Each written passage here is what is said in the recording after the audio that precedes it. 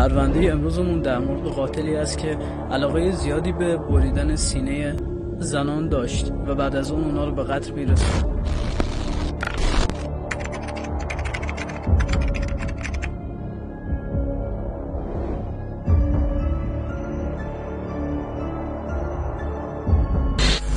سلام رفقا، امیدوارم حالتون خوب باشه. اومدیم با یه ویدیو جدید و یه پرونده جدید و خیلی عجیب و تقریبا میشه گفت ترسناک. امیدوارم از ویدیوی امروزمون هم خوشتون بیاد. اگه این موضوع دوست داشتین توی کامنت ها نظراتتون رو واسم بنویسید و اینکه با لایک کردن و سابسکرایب کردن کانال خیلی میتونید ازم حمایت خیلی بزرگی کنید. نظراتتون رو حتما توی کامنت ها واسم بنویسید، ممنون میشم.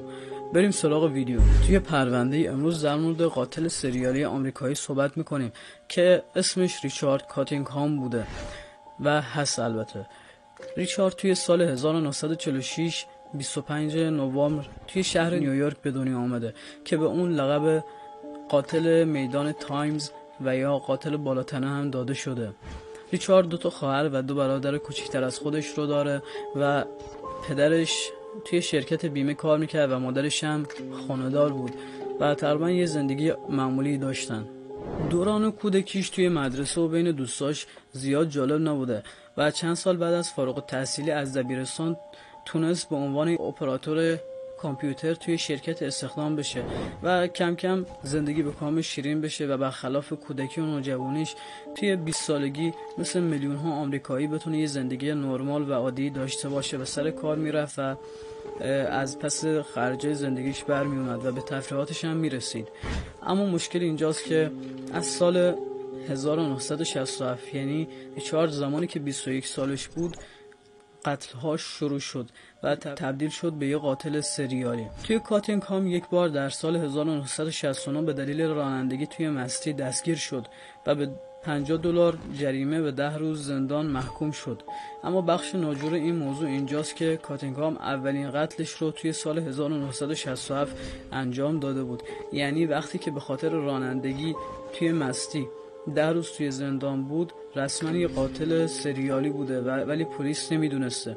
جدا از این دستگیری کاتینگهام توی سال 1970 یعنی وقتی که 24 سالش بود خیلی یه دفعه‌ای با یه زنی ازدواج کرد و از سال 1970 تا 1979 این ازدواجشون دوام آورد و نتیجهش هم 3 بچه بوده که بعد از طلاق مدتی پیش پدرشون زندگی میکردن. اما بعد از کشف شدن ماجرای قتل‌های زنجیره‌ای و اینا پدرشون رو ترک کردن و رفتن پیش مادرشون زندگی کردن و در طول تاریخی که با هم دیگه ازدواج کرده بودن ریچارد و اون خانم با هم دیگه ازدواج کرده بودن چندین بار به خانمش خیانت کرده بود و قتل‌های زیادی هم انجام داده بود. اما متاسفانه خانواده‌اش هیچ خبری نداشتن. قتل‌ها توی پرونده به 4 دسته تقسیم میشن. قتلایی که پلیس متوجهشون شد و کم و بیش تونست به قاتل ربطشون بده و قتلایی که پلیس متوجهشون شد اما نتونست به قاتل ربطشون بده و قتلایی که پلیس اصلا ازشون خبر نداشت و بعد از اعتراف متوجهشون شد و 4میش اینه که قتلایی که قاتل بهشون اعتراف کرد و پلیس نتونست سرنخی ازشون پیدا کنه. ریچارد کاتینگهام از سال 1967 تا سال 1980 چون زنهای زیادی رو گرفت و به خیلی هم تعرض کرد و به نظر میرسه قتل‌های زیادی هم انجام داده باشه اما پلیس فقط تونست 13 قتل رو به اسمش ثبت کنه. کاتینگهام مدعی شده که 100 نفر رو کشته اما این آمار توسط پلیس تایید نشد. اما با توجه به جامعه هدفی که ریچارد اون رو هدف گرفته بود چندان هم بعید نبود ازش. اولین قربانی شناخته شده کاتینگهام یه زن متأهل 29 ساله به اسم نانسی شیاوا بوده اگه اشتباه نگم که 2 بچه کوچیک هم داشت. ریچارد نانسی رو توی منطقه خلوت خفه کرد و به قتل رسوند و بهش تجاوز کرد و توی ماشینش جسدش رو پیدا کردن. نانسی آخرین بار 3 روز قبل از کشته شدنش زمانی که خونه رو به قصد دیدن دوستاش توی کلیسا ترک کرده بود زنده دیده شده بود. توی 2 دسامبر 1979 یه تماس از یه هتل ارزون با آتش نشانی گرفته شد و خبر آتش سوزی توی یکی از اتاقها رو داد.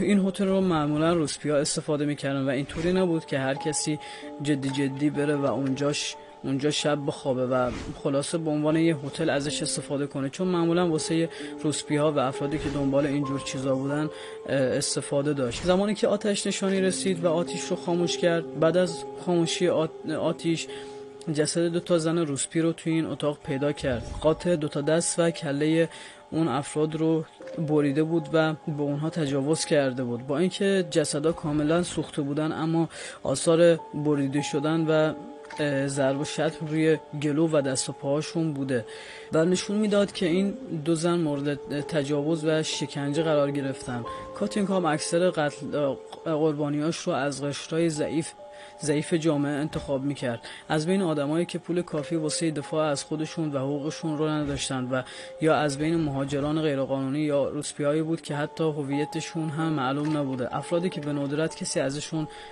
حمایت کنه.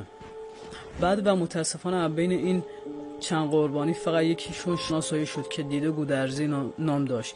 بله، یه ایرانی بود که 22 سال سن داشت. همچنین دست و کله این قربانی هم هرگز پیدا نشد.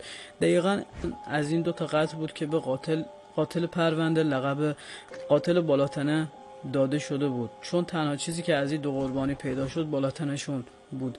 این هم بگم که نتایج تحقیقات پلیس نشون میداد که قاتل روی اجساد و وسایل اتاق هتل بنزین پاشیده بود و از قصد آتیششون زده بود. توی 5 می سال 1980 کاتینگهام توی کمتر از 3 هفته به 4 زن حمله کرد.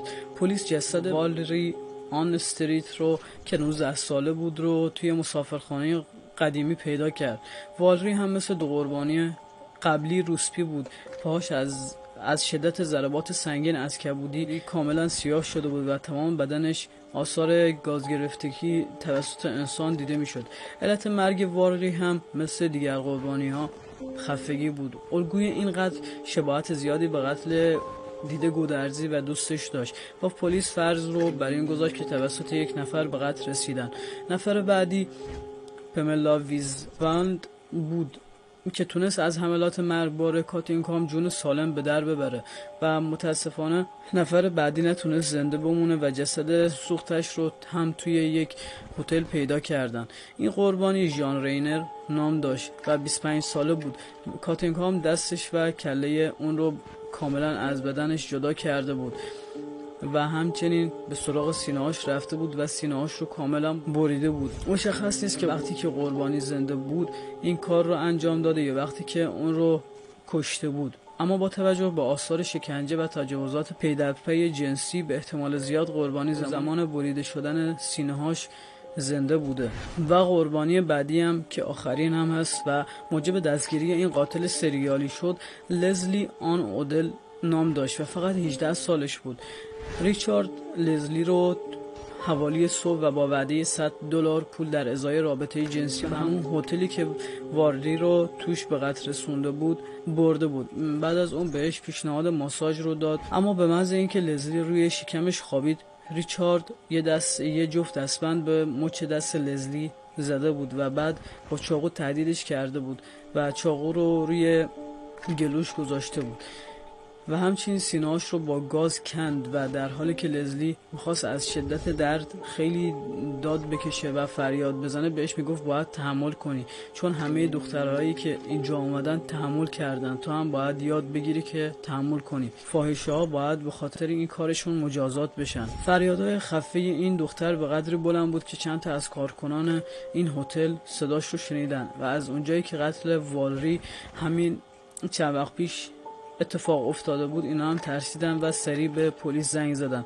و خوشبختانه پلیس رسید و تونست اون رو دستگیرش کنه و سرانجام این قاتل سریالی رو توی راهروی اون هتل دستگیر کردن. اما لزلی آن اودل بر اثر شکنجه و چاقویی که توی گلوش فرو رفته بود جونش رو از دست داد و توی سن 18 سالگی فوت کرد.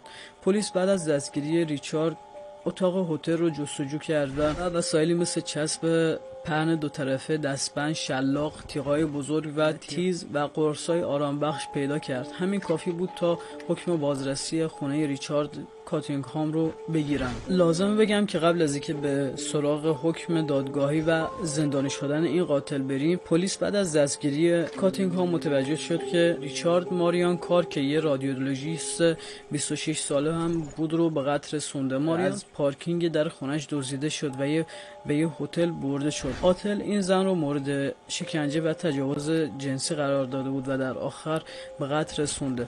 پلیس برای مرگ ماریان پرونده تشکیل داد، اما خب هیچ وقت نتونست ربط این قتل رو به قتل‌های دیگه ریچارد پیدا کنه، چون الگوش کمی فرق می‌کرد این بار و مقتول رو از قشر دکترا و یا حالا افراد معمولی پیدا کرده و مثل همیشه جز روسپی‌ها نبوده. توی ادامه پلیس وارد خونه کاتینگهام میشه و شواهد زیادی رو پیدا میکنه که به قتل‌های چند سال اخیرش مربوط میشه. سرجم کلید آپارتمان ماریان کار و یه اسباب بازی و گوشواره متعلق به واردی استریت و جواهرات دیدگودرزی و تعداد مدارک دیگر رو توی آپارتمان ریچارد پیدا میکنه و پلیس رو از ربط این پرونده هم مطمئن‌تر میکنه. همچنین دستخط ریچارد توی متلایی که اونا رو واسه قتلاش اجاره میکرد هم پیدا شده بود. سرانجام پلیس ریچارد کاتینگهام رو به تمام این قتل‌ها متهم کرد. کاتینگهام در دادگاه به 15 مورد از 20 موردی که بهش متهم شده بود مجرم شناخته شد و این موارد شامل آدمربایی، تجاوز، شکنجه و قتل‌های زنجیره‌ای میشد. دادگاه‌های این قاتل سریالی تا همین پارسال ادامه داشت و فکر کنم تا وقتی زنده باشه همچنان ادامه پیدا کنه. اما دلیلش چی هست؟ چون هر چند سال یه بار به دو سه تا از قتلاش اعتراف میکنه و وقتی پلیس پیگیر میشه میفهمه داره راست میگه. یعنی هر یه مدت یه بار یادش میاد که فلانی رو کشتم، برم اعتراف کنم. پشمان. و بعد از اون پلیس متوجه میشه که دروغ در کار نیست. یعنی فکر کنید طرف هر 3-4 سال یه بار به یه قتل اعتراف میکنه و سرجم تا الان به 80 تا 100 تا قتل هم اعتراف کرده و همشون هم درست بودن و حقیقت داشتن. آخرین باری که کاتینگهام به یکی از جرماش اعتراف کرد آپریل 2021 بود که به پلیس گفت که توی سال 1974 2 تا نوجوان رو دزدیده، شکنجهشون کرده و به قتل رسونده. همچنین ریچارد در همون سال اول دستگیریش 2 بار سعی کرد با بریدن رگ دستش خودکشی کنه اما موفق نبود. اینم بگم که توی تمام سالهای فعالیت ریچارد به عنوان یک قاتل سریالی فقط یک بار یه اثر انگشت از خودش به جا گذاشته بود و هیچ وقت مدرکی که بتونن پیداش کنن رو دست پلیس نمیداد و هیچ آتویی دستشون نمیداد. این نشون میده که کاملا با دانش کاری پزشک قانونی آشنا بوده و در مورد قتلاش تحقیق میکرده که در آخر به حبس ابد بدون امکان آزادی مشروط محکوم شد. الان هم زنده است و 75 سال هم سن داره. و جالبه بدونید که نتفلیکس هم یه مستند از قاتل سریالی ساخته که حتما پیشنهاد میکنم برید ببینیدش که خانواده‌های قربانیان هم توی این پرونده صحبت میکنن و توی این مستند هستن. خب رفقا این بود از ویدیوی امروزمون. امیدوارم از ویدیوی امروزمون هم خوشتون اومده باشه و از پرونده امروزمون هم لذت برده باشین و واسهتون جالب بوده باشه. اگه دوست داشتین حتما حمایت کنید، لایک کنید، سابسکرایب کنید و ممنون میشم اگه واسم کامنت بذارید و نظرتون رو در مورد این پرونده ها و ویدیوهایی که میذارم بگین. میریم تا ویدیوی بعدی و خدا نگهدار.